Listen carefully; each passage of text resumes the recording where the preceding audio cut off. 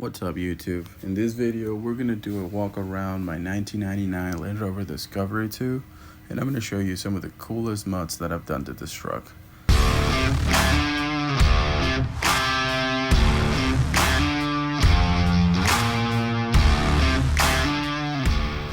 Right off the bat, it is a 1999 Land Rover Discovery 2 with 170,000 miles on it that I picked up for $1,500.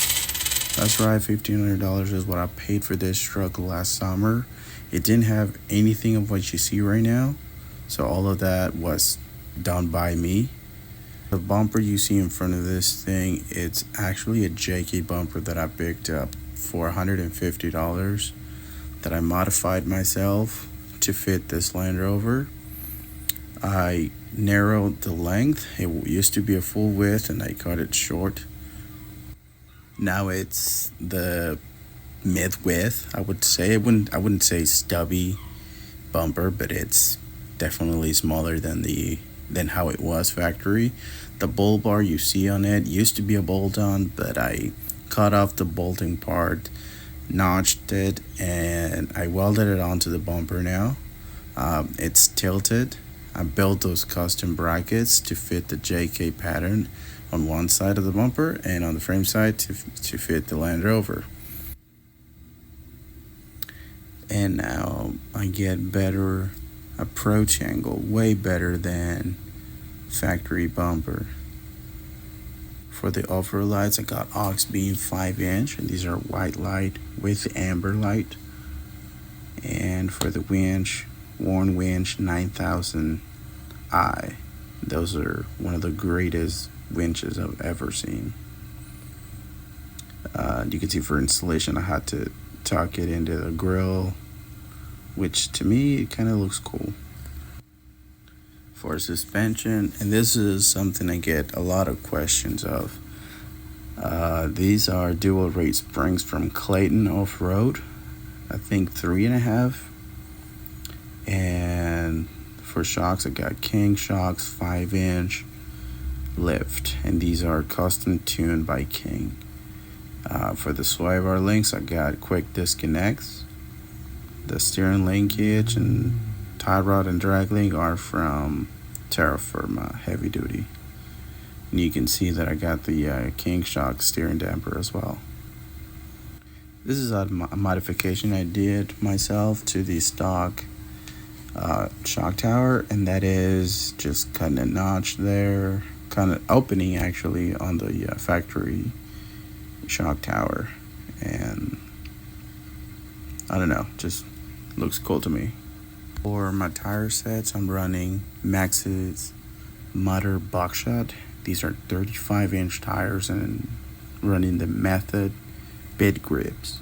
Wheels, these are 16-inch wheels, and I can tell you, I can speak from experience, the bit grip technology, it's beyond amazing, way above the bead logs, in my opinion. For a rock lander or someone that's going to do more overlanding and see more road miles, I would suggest these bead grips over the bead logs, just because they're easier to service. Any tire shop will service them, unlike a bead log where only a certain people will service them and hardly any tire shops on the road will want to touch them.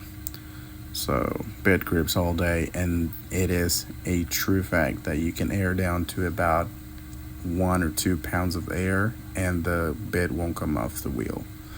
So huge improvement and really good performance off of these bit grips. For the rear bumper, it's another one that gets a lot of questions and comments. It is made by my good friend Ruben Bentley over at ORC. That's his company. He built this bumper from scratch. He designed it, he did all the welding and installation. I had it texture coated. To me, it lasts longer than powder coating, but that's my personal opinion. Super strong, very well designed, very well made.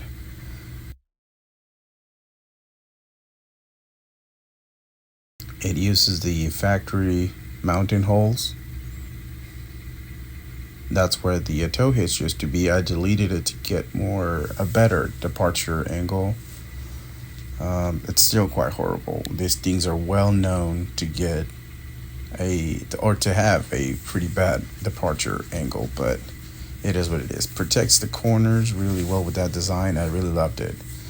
You can see that it's still got it's way better than factory departure angle, but it is what it is.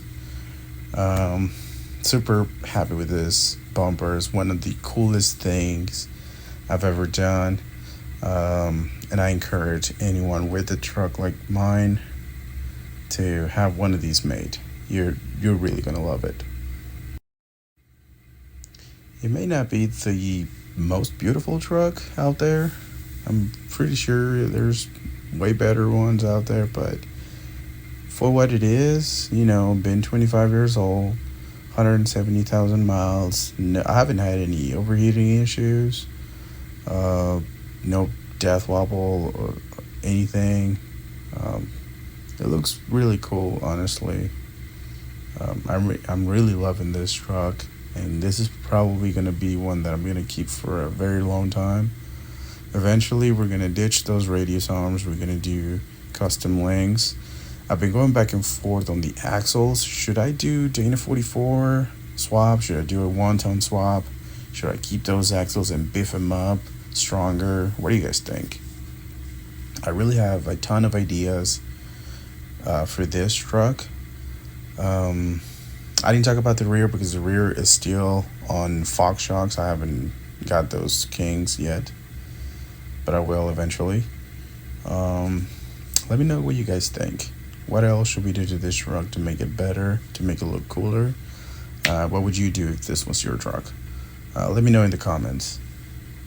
For now, this thing drives amazing. It leaks oil. You can see the puddle there, which is really cool to have one. That way you know that it's got oil in it. Drives well. Again, it is super reliable to me for what it is. For the year this truck was made, literally 25 years ago. It's awesome. It really is a neck turner. I get a lot of comments everywhere I go. I'll see someone will take a shot or something, or they'll come up to me and ask me questions, or they'll come up to me and say really nice truck or things like that.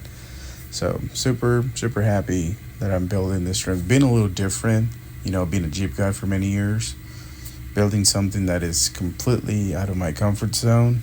It has been a really interesting process and really interesting project. So I'm really happy and really excited to keep going on this with this build, and really can't wait to show it to you guys. So this is one of the coolest trucks that I've built so far.